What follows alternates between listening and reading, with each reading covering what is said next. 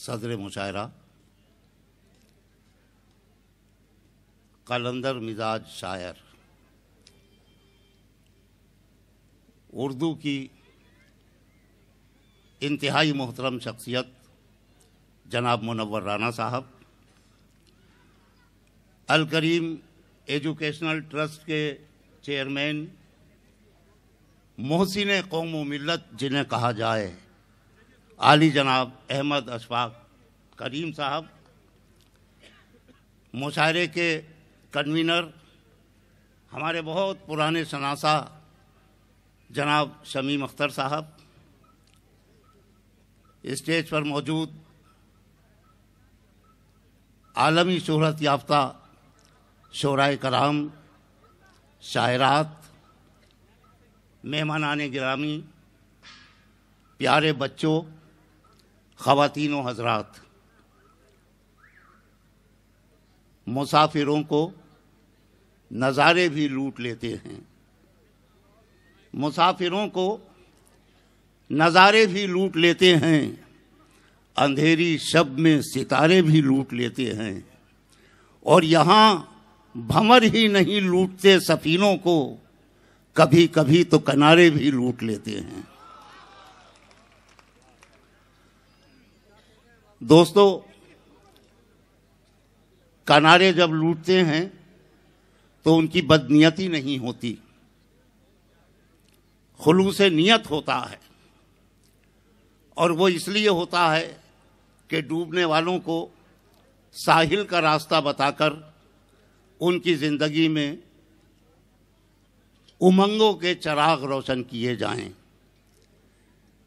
یہ Katihar medical college, یہ university, Ashfaq کریم صاحب، میں تو اسے میڈیکل سٹی کہوں گا، اس کی یہاں تعمیر یہ کارنامہ ہے۔ الکریم ایجوکیشنل ٹرسٹ صرف بہار کی شان نہیں ہے، یہ ہمارے ملک کی شان ہے۔ اور ابھی چیئرمین صاحب نے جتنی فیسلٹیز کا ذکر کیا اور کہا کہ سب فری آف کاسٹ، تو جی چاہتا ہے کہ ہم بھی بیمار ہو کر یہیں کے رہ جائیں۔ مطلب کہاں ایسی سہولیات ملیں گی کہ دوائیں فری، آپریشن فری، کھانا فری، رہائش فری۔ میں دعا کرتا ہوں کہ بہار کا یہ ادارہ پورے ملک میں اعزاز اور امتیاز حاصل کرے۔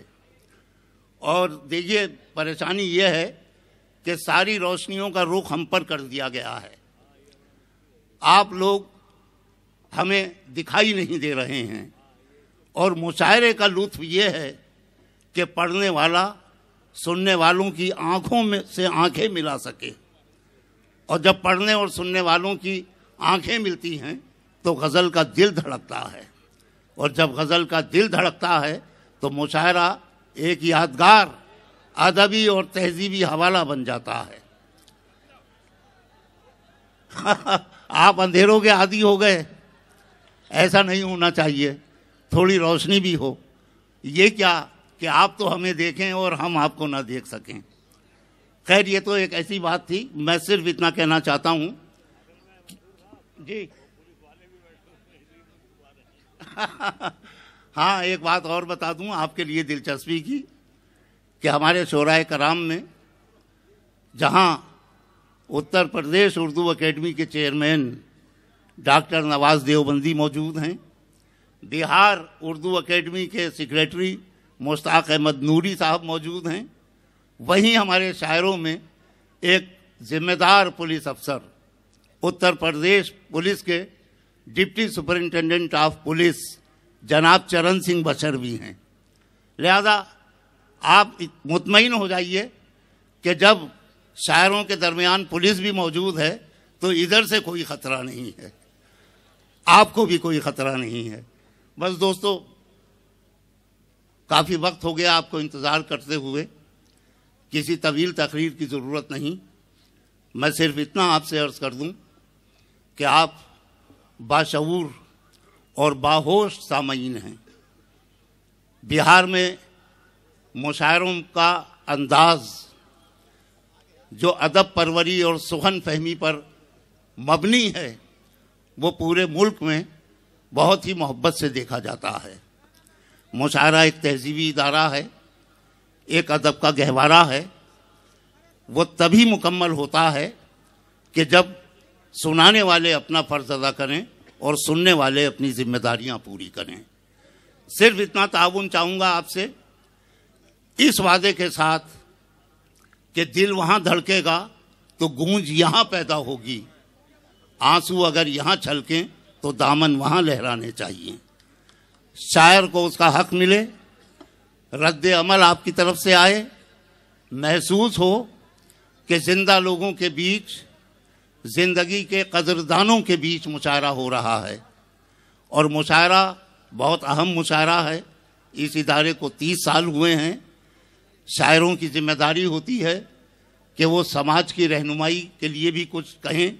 آج کل مکمل شاعری صرف لب و رخسار کی شاعری نہیں ہوتی، آج کی شاعری میں جہاں دل کا ذکر ہے وہیں دلی کا بھی ذکر ہے۔ آج یہ پورا معاشرہ جس ماحول سے گزر رہا ہے اس میں ایک ہی آواز آتی ہے کہ زخم بہت ہیں، مرہم چاہیے، درد بہت ہے، دوا چاہیے، خواب بہت ہیں، تعبیریں چاہیے۔ ہمارا جواب یہ ہے کہ مسلح رکھتے ہیں، صحباؤ جام رکھتے ہیں، فقیر سب کے لیے انتظام رکھتے ہیں۔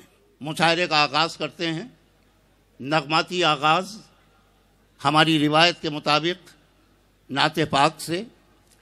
نعت پاک سنانے کی سعادت جس شاعر کے حصے میں ہوتی ہے وہ بہت خوش بخت ہوتا ہے۔ اور آج ہمارے بھائی شمیم صاحب اور ڈاکٹر عرفی فیض آبادی صاحب نے یہ فیصلہ کیا کہ آج یہ اعزاز نعت سنانے کا ملک کے ممتاز اور مقبول شاعر جناب عقیل نعمانی کے سپرد کیا جائے۔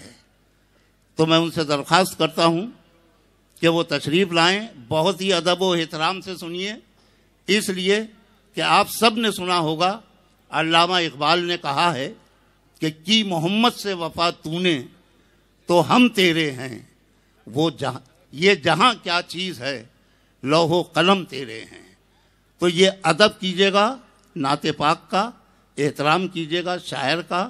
مشاعرے کا آغاز ہو رہا ہے، تشریف لائیں جناب عقیل نعمانی۔